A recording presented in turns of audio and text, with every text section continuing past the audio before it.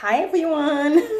I'm not sure what happened here. Let's see who connects. I'm so excited to be here. Well, today, whew, let's see who connects. As I said today, I was asking today, hi Shantae, how are you? Must be super late by you right now. What you still doing up? What time is it? Huh? Hi Panu. Oh my goodness. It's really late where you guys are. You guys watching. Must be pretty late. Anyways, this one is basically sharing with you guys my number one of my tips, actually my favorite tips lately. And oh, you can't sleep. Oh, you poor thing. I'm sorry. I know how that feels. Grab some tea. Try to get some tea. I mean, it's middle of the afternoon by me, but I'm still drinking tea.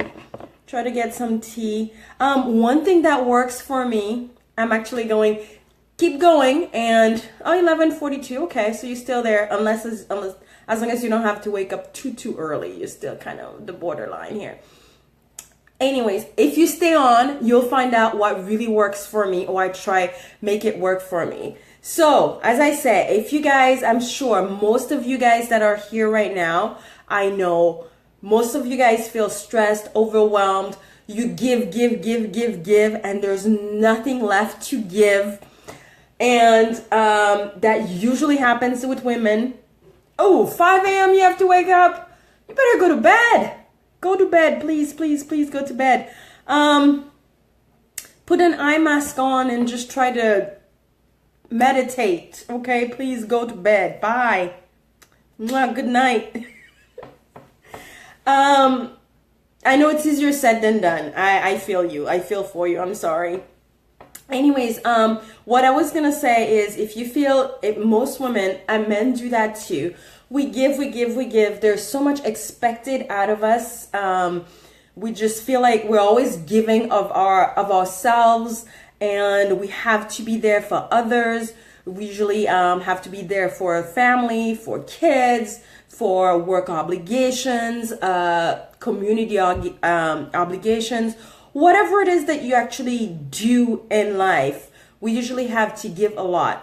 But you know what happens, guys? If you've completely depleted if you do not have something, you cannot give it. So there's nothing left. Usually there's nothing left to give. And if there's nothing left to give, that's when that leads to the feeling of you're overwhelmed, you're stressed, you're just panicked, you can't sleep. There are other reasons why you can't sleep. People like Shantae and myself, if we are sick. And again, same thing. A lot of times when you have chronic pain, you have sickness, you have all that stuff, and you still have to make all these you still have these obligations that you still have to show up for your life. For example, right here, she says she has to wake up at 5 a.m. Regardless of how she feels, she has kids and you have to go to work and you still have all these obligations, and we just keep giving. And one thing I want you guys to do for me is, just hold up, I have to take the volume off my computer here. Okay, sorry about that. One thing you guys have to look is how much are you replenishing yourself to be able to give? Because if you're not replenishing, then it's a little hard for you to give.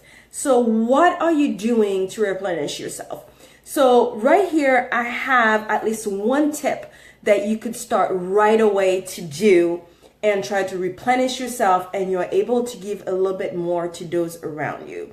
And it's going to come back to one thing that I'm constantly hopping on, and that is my message. That's a lot of my message, and that's the theme of self-care. And what do I mean by self-care?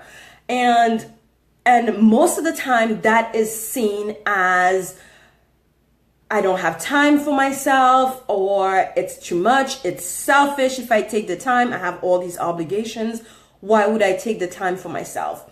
And what that says is, if you actually take the time for yourself, the time that you need, you actually, at the same time, you actually set boundaries, healthy boundaries to each other. I mean, to other people around you, saying that, oh, okay, I had to take care of myself first.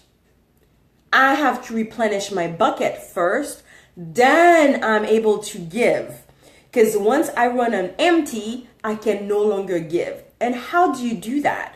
How you do that, you could start today. You don't need long. Ideally, if you have a little bit more time, and the more you say that you do not have time to do something, guys, the more that says that you are not important. You're telling yourself the message, and to others, you're saying the message that you are not important to yourself. So what I want you guys to do is just take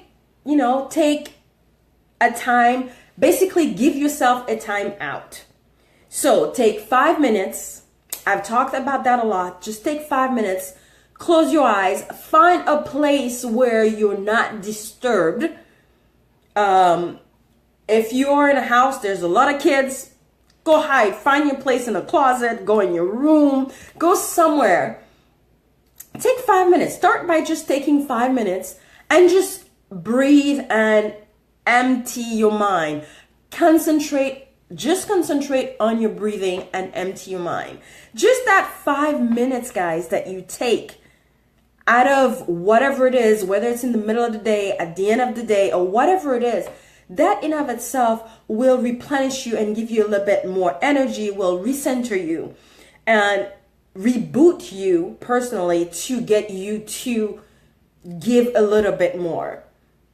Myself personally, I've gotten into, I'm not much of a morning person, but I still have gotten into more. I used to do it at night, but now myself, oh, hi love. I've got Najeda, you're the one I'm saying hi to. I gotten myself into morning rituals, and lately I've been waking up at 4:30, but that's part of my 100 days of commitment. If you're not following me, go to Instagram, RSJFit. You can follow me there on my 100 days of commitment.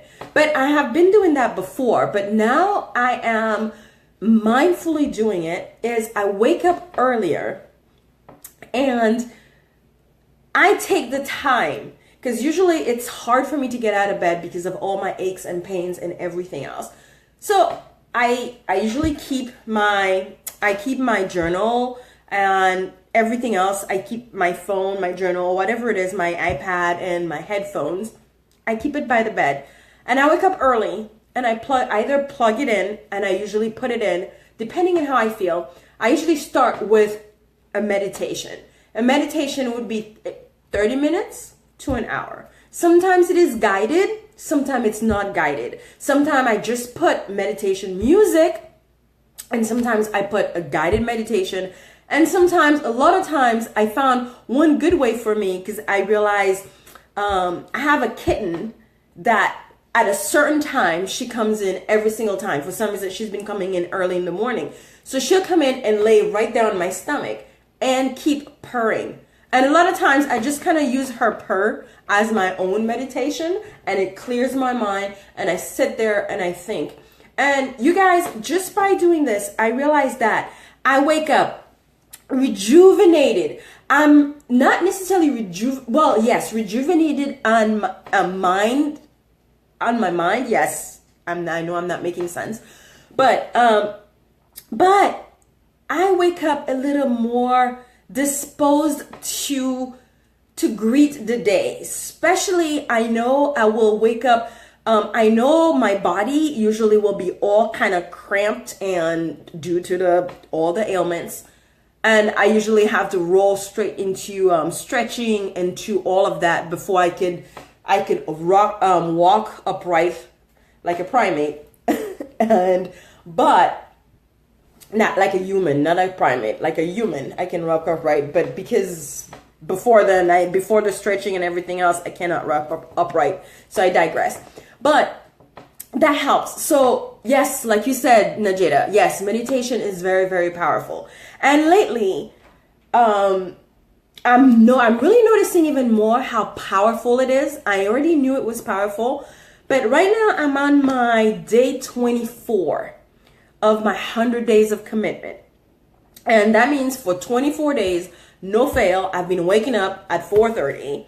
At the latest, it's 5 o'clock on the weekend. And doing my meditation and everything else that needs to be done first thing in the morning. And I also started the day, I always say started my 100 days of commitment by also following it up with the walk. But as it got a little colder, I also noticed that that early morning walk just didn't do well. My joints just didn't do well at all. My fibromyalgia, and it defeated the purpose of me doing 100 days of commitment to health, because I was actually feeling way worse than I was feeling. So I left my walk to do when it warmed up a little bit, when the sun is up. But I still get my meditation done first thing in the morning. And I noticed that meditation gives me the strength and the inner strength and power to basically face my pain in the day ahead. And although it is, I still swear first thing in the morning. But regardless of how zen I am, I will still swear first thing, the first move, and the pain that I feel, the very first move for me to be upright, usually the first word out of my mouth is so I still will swear, because as long as my body's in pain, that's a given. But that's different though. But I still feel a little bit more powerful and more grounded to, sorry there, my doggy is coughing. And I don't know if you guys heard it or not, but in any case. So that's my number one tool. I do keep my meditation for about an hour. But you guys, this is something that can be done at any time of the day. If you're working from home, if you're working from work, if you're overstressed, you're overwhelmed, and everything else, take 5 minutes. Take some time. Close your eyes and set your boundaries to say that, yes, I am important, I matter, and I will take care of myself. Me taking a time out for myself is equally as important. It helps me replenish so I could serve others, so I could be there for others. And even if it's not to serve others, even if it's to serve you, you know what? That's not selfish. It is the ultimate definition of self-care. You have to put your mask on first, straight up. So this is just the one tip that you could actually implement right away. Day's not over. You're feeling stressed. You can't sleep. Help. Sometimes deep meditation helps replenish you enough that it actually gives you the strength that you need, and you don't have to if you're having trouble sleeping. And God knows I have trouble sleeping every single night, and meditation is what's carrying me through. And everyone, you know what? Your meditation doesn't have to be elaborate. It doesn't have to be what you hear and what you see. Your meditation, it's your meditation. The one thing is though, you want to try to clear your mind. That's not the time for you to be thinking about your grocery list. What do I have to do? That defeats the purpose, because it's not meditation. The whole idea is, the one thing I found that actually works and helps the most is, if you're not sure, if your mind wanders a lot, if you just, a lot of times, because I teach that in my Pilates class, a lot of times because Pilates, the first thing that I teach is about breath awareness. So what I tell people is, take your hands and put it either on your rib cage or on your tummy. If you're going to meditate and you're trying to sleep, you want to keep your hands right there on your tummy. And then as you inhale, you want to inhale and feel that breath go through your lungs, and feel the chest. If you have one hand on here and one hand on, there's two different ways. You can have one hand on your chest, one in your tummy, or both in your tummy. And then you feel your tummy expand. Make it a nice, long, deep inhale. And you feel your tummy expand. Fill up the lungs, feel your tummy expand. And then exhale, make it longer, a lot longer. For example, if you breathe in for a 3 count, you can try to exhale for a 5 count. And I found out, if you're concentrating on that breath and counting, that in of itself will clear your brain. Because really, we can't concentrate on more than one thing at a time. As much as you think you're a fabulous multitasker, which I think I am, but not really. You cannot concentrate 100%. on more than one thing at a time. Okay, so if you're just concentrating on your breath or just kind of breathe and count the numbers, your brain's got nothing but a lot of the grocery list and what you got to do at work and what you got to buy. Let's say you got to buy a last minute, I don't know, costume for your kid play show, play whatever. All that's going to have to vanish for that moment as you keep on concentrating on your breath. And your breath is super powerful. And that will help regulate your body. If you're feeling any pain, usually that helps quite a lot. At least it doesn't diminish the pain, but it definitely gives me the strength to deal with the pain. And so just by concentrating on your breath, and for another thing, if anything, it makes you feel grateful that you're actually alive and actually taking a breath, because it could have been the other way around. So just that one little tip. So go ahead and just do that. Start with 5 minutes. It doesn't have to be long. It doesn't have to be in the middle, first thing in the morning. It could be in the middle of the day. It could be when you're feeling the most amount of stress. It could be that. And for others, some other tips. Usually, people usually think I would tell them to go exercise or something like that. As a matter of fact, no, I would not actually tell you to go exercise. Go taking a leisure walk, most definitely, because you could actually do a moving walking meditation. And by a moving walking meditation, which I've done several times, is a lot of times what helps with that is you concentrate, again, same thing, concentrate on your breath and actually count the steps. If you're counting the steps and you're looking around, preferably in nature. If you're not in nature and you're in the city, if you go early, you do what you got to do. You deal with what you have, right? And so that usually helps clear your mind. An hour of exercise, yes, it clears away stress, but there is a certain amount of stress and overwhelm that people are in.